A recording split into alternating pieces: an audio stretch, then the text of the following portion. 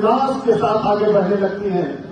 और ये जो आप सब लोग भगवा साफा लगाए हुए यहाँ पर बैठे हैं, मैं सबसे पहले आपका अभिनंदन करता हूँ और स्वागत करता हूँ कि ऐसे कार्यक्रम में आप लोग उपस्थित हैं।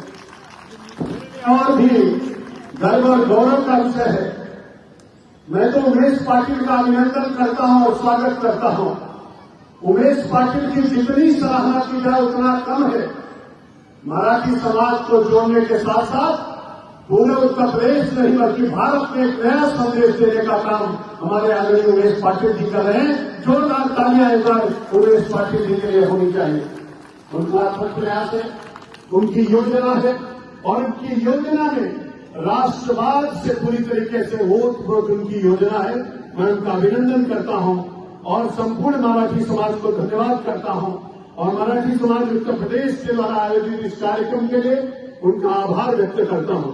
हमारे मित्र आदरणीय शिवभूषण जी, क्षेत्रीय उपाध्यक्ष भारतीय जनता पार्टी, आदरणीय श्री पांडुरंग रावत जी, वरिष्ठ महामंत्री मराठी समाज, आदरणीय विश्वनाथ देवकर जी, वरिष्ठ उपाध्यक्ष मराठी समाज, आदरणीय नीलेश चौहान जी जो मुख्य वक्ता हैं, जिनको देख करके मुझको लग रहा था कि अगर उस समय रहते तो गुरिल्ला युद्ध के बहुत अच्छे सेनानी हो सकते थे, क्योंकि इनकी कद काठी बहुत अच्छी है।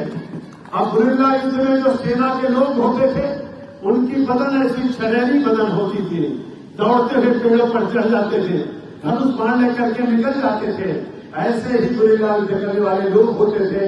आज हमारे कार्यक्रम के मुख्य वक्ता हैं, मैं आपका अभिनंदन करता हूं, आपका स्वागत करता हूं। हमारे आदरणीय प्रभाकर देशमुख जी आईएएस सेवानिवृत्त हैं। अभी हम लोग उनको सुन रहे थे, उनके मन का भाव सुन रहे थे। वो कह रहे थे उस किले पर काम करने का इनको अवसर मिला। मैं तो प्रभाकर जी आपसे कहूंगा, अरे उस किले पर जाने को जिसको सौभाग्य मिल जाए वो कितना भाग्यशाली होगा। आपको तो काम करने का अवसर मिला, आप कितने भाग्यशाली हैं। मैं आपका भी अभिनंदन करता हूं। आदरणीय श्री संग्राम चौधरी जी मिस्टर यूनिवर्स बैठे हैं, इनको देख करके आप जरा एक बार खड़े हो जाइए, इनको देख कर इनके लिए जोरदार तालियां बजाइए। वही महान विभूति हमारे मंच पर विराजमान है, इनका अभिनंदन है, स्वागत है। आदरणीय दिग्विजय सिंह जी मिस्टर इंडिया यहाँ पर हैं। हमारे आदरणीय राहुल वाल्मीकि जी प्रदेश मंत्री भारतीय जनता भाजपा के अमृत मोर्चा के, आदरणीय विकास बाला साहब जी और जिनका नाम मैं नहीं ले पा रहा हूं, अगर भूल हो रही मुझको इतने नाम दिया गया था। मंच पर उपस्थित हमारे सभी आदरणीय वरिष्ठजन और हमारे जो मंच का संचालन कर रहे हैं आदरणीय प्रोफेसर बीएन मिश्रा जी, इनकी जितनी सराहना की जाए उतना कम है। ऐसे हमारे लखनऊ विश्वविद्यालय के वरिष्ठ प्रोफेसर हैं और यहाँ पर उपस्थित हमारे सभी आदरणीय भाई और बहनों, छत्रपति शिवाजी महाराज का नाम सुनते ही भारत की संस्कृति, भारत की सभ्यता, भारत का संस्कार, भारत का अध्यात्म, भारत की वाणी, भारत का विचार, जो उसमें सब कुछ मिलता है, उनका नाम है छत्रपति शिवाजी महाराज। अगर आपको ऋग्वैदिक कालीन भारत देखना है, आपको यजुर्वैदिक कालीन भारत देखना है, आपको 6वीं शताब्दी ईसा पूर्व का भारत देखना है, आपको महात्मा बुद्ध का भारत देखना है, आपको महावीर स्वामी का भारत देखना है, आपको चाणक्य का भारत देखना हो, आपको चंद्रगुप्त का भारत देखना हो या आपको समुद्रगुप्त का भारत देखना हो और तब से लेकर के अब तक का भारत का दर्शन देखना हो तो आप छत्रपति शिवाजी का दर्शन करिए, आपको सारे दर्शन उसमें हो जाते हैं। एक अद्भुत दर्शन, एक दिव्य दर्शन। लोग चर्चा करते हैं, लोगों के मन में कल्पना आती है और जिनके मन में कल्पना आती मैं उनको सचेत करना चाहता हूं। अरे एक छत्रपति शिवाजी खड़े होते हैं, एक महाराणा प्रताप खड़े होते हैं, एक रानी लक्ष्मीबाई खड़ी होती है, एक टाटा टोपे खड़े होते हैं, एक कुंवर सिंह खड़े होते हैं, एक मंगल पांडे खड़े होते हैं, एक नेताजी सुभाष चंद्र बोस खड़े होते हैं। अरे छर्रा छर्रा कांपने लगता है, दहल जाता है और दुश्मनों की छाती पर चढ़ करके विजय पताका फहरा देते हैं। ये है भारत, ये है भारत की संस्कृति, ये है भारत के योद्धा। इसीलिए हम लोग कहते हैं गायन्ति देवाः किल गीत कानी धन्यास्तु ते भारत भूविभागे। और इसीलिए हम लोग कहते हैं जब कभी भी इस बात की चर्चा होती है मेरा भारत देखना है तो आप देखिए कौन से भारत का दर्शन करना चाहते हो। आज से 1,98,58,5,125 वर्ष पहले भारत की पहली किरण धरती पर पहुंची थी और तब से लेकर के अब तक मेरे भाई और बहनों जब पहली बार सूरज धरती पर आया था वो दिन रविवार था, आज भी दिन रविवार है और छत्रपति शिवाजी का आज जन्मोत्सव है। कितना बड़ा विषय है। मैं तो कहता हूं 17,28,000 वर्षों का हमारा सतयुग बीत गया, 12,96,000 वर्षों का त्रेता बीत गया, 8,64,000 वर्षों का द्वापर बीत गया, 5,125 वर्ष कलयुग के बीत गए। अरे 6 मनवंतर बीत चुका, 7वां मनवंतर चल रहा है, 7वें मनवंतर की 28वीं चतुर्युगी चल रही है। तब भी मेरा भारत था, आज भी मेरा भारत है और आगे भी मेरा भारत रहने वाला है। लोग सोचते हैं, लोगों के मन में कल्पनाएं आती हैं। मैं आपसे कहना चाहता हूं, दुनिया को रास्ता दिखाने वाले देश का नाम है भारत, दुनिया को सिखाने वाले देश का नाम है भारत, दुनिया को पढ़ाने वाले देश का नाम है भारत। अरे जब दुनिया में विश्वविद्यालय और विद्यालय का लोग नाम नहीं जानते थे, तब तक्षशिला और नालंदा भारत की धरती पर था। आज जब दुनिया के लोगों को भाषा नहीं पता थी, तो दुनिया की सबसे समृद्धशाली भाषा संस्कृत भाषा हमारे भारत की भाषा थी। दुनिया में लोग कहते, मैं तो कहता हूं भारत सोने का चिड़िया था, भारत विश्व गुरु के पद पर था और भारत फिर से सोने का चिड़िया बन रहा है और विश्व गुरु के पद की ओर अग्रसर हो रहा है। लोग सोचते हैं, लोगों के मन में कल्पना है। मेरे भाई और बहनों, जितने लोग यहां पर बैठे हो, आज गूगल सबके पास है और जाकर के गूगल पे सर्च करके पूछना और गूगल से कहना, हे गूगल बाबा, अंक की खोज किसने की? तो गूगल बाबा कहेंगे कि भारत ने की। और गूगल से पूछना, हे गूगल बाबा, जीरो की खोज किसने की? तो गूगल बाबा कहेंगे भारत ने की। फिर पूछना, हे गूगल बाबा, दुनिया की सबसे प्राचीनतम पुस्तक कौन है? तो गूगल बाबा कहेंगे ऋग्वेद, यजुर्वेद, सामवेद और अथर्ववेद की चर्चा करेंगे। फिर पूछना, हे गूगल बाबा, दुनिया की सबसे प्राचीनतम धर्म कौन सा है? तो गूगल बाबा कहेंगे सनातन धर्म है। फिर पूछना, हे गूगल बाबा, दुनिया की सबसे प्राचीनतम भाषा कौन है? तो गूगल बाबा कहेंगे संस्कृत भाषा है। फिर पूछना, हे गूगल बाबा, ये योग कहां से आया? तो गूगल बाबा कहेंगे भारत की धरती से आया। फिर पूछना, हे गूगल बाबा, दुनिया के सबसे ऊंची प्रतिमा कहां लगी है? तो गूगल बाबा कहेंगे गुजरात में सरदार वल्लभ भाई पटेल की लगी है। फिर पूछना, हे गूगल बाबा, दुनिया का सबसे बड़ा मेला कहां होता है? तो गूगल बाबा कहेंगे उत्तर प्रदेश के संगम के तट पर महाकुंभ का मेला होता है। फिर पूछना, हे गूगल बाबा, सबसे प्राचीनतम मंत्र का नाम बताइए? तो गूगल बाबा कहेंगे गायत्री महामंत्र। फिर पूछना, हे गूगल बाबा, कौन सी ऐसी नदी है जिसका पानी सूखता नहीं, जिसका पानी के कीड़े नहीं पड़ते हैं, चाहे जितने दिन तक भर के रख दो? तो गूगल बाबा कहेंगे गंगा मैया है, गंगा जी है। कहां बहती है? भारत की धरती पर। फिर पूछना, हे गूगल बाबा, कौन सा ऐसा महाराजा हुआ, कौन सा ऐसा राजा हुआ जिन्होंने हिंदवी साम्राज्य की स्थापना किया? तो गूगल बाबा कहेंगे छत्रपति शिवाजी महाराज हुए। फिर पूछना, हे गूगल बाबा, कौन से ऐसे राजा हुए जिन्होंने 265 युद्ध किया, एक भी युद्ध में पराजित नहीं हुए? तो पता चलेगा कि छत्रपति शिवाजी महाराज हुए। फिर पूछना, हे गूगल बाबा, 7 नदियों का जल संयोजित करके भारत की हवा, भारत की पानी, भारत की मिट्टी और बनारस के पंडित जी पहुंच करके जिस हिंदवी साम्राज्य का स्थापना करने के बाद दुनिया में संदेश देने का काम किया, कौन से महाराजा थे जिन्होंने भारत की संस्कृति, सभ्यता, संस्कार, अध्यात्म, वाणी और विचार का पुनर्स्थापना किया? तो गूगल बाबा कहेंगे छत्रपति शिवाजी महाराज, छत्रपति शिवाजी महाराज। आपको पता चलेगा मेरे भाई और बहनों, कितने गर्व और गौरव का विषय है। मैं अभी चित्र पर, अभी मूर्ति पर माल्यार्पण करने के लिए गया था। घोड़े पर सवार हुए छत्रपति जी ऐसे लग रहे थे कि अगर अफजल आज भी दिखाई पड़ जाए तो उसको मरोड़ करके कहां फेंक देंगे पता नहीं चलेगा। छत्रपति शिवाजी महाराज की जय भवानी। जब हम जय भवानी कहते हैं, जब हम जय शिवाजी कहते हैं, भुजाएं फड़कने लगती है। अगर तलवार हाथ में हो तो घूमने लगती है और मन एकदम नाचने लगता है, मृदंग करने लगता है। ऐसा लगता है कि भारत का वो बोझ, वो वीरता, वो शौर्य, वो पराक्रम सब कुछ अगर दिखता है तो छत्रपति शिवाजी में दिखाई पड़ता है।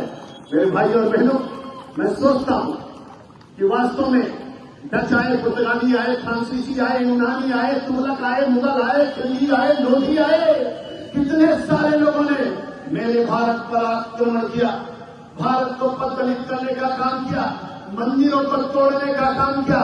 लेकिन इनका सबका 17वीं शताब्दी में आते आते और जब छत्रपति शिवाजी अवतरित होते हैं, एक छत्रपति शिवाजी खड़े होते हैं और अपने सैनिकों के साथ जब आगे बढ़ते हैं तो दुश्मनों को टहलाते हुए, विजय प्राप्त करते हुए, एक एक किला जीतते हैं, आगे बढ़ते हुए चले जाते हैं। और संदेश केवल महाराष्ट्र का नहीं है, संदेश तो पूरी दुनिया का है, संदेश तो पूरे भारत का है।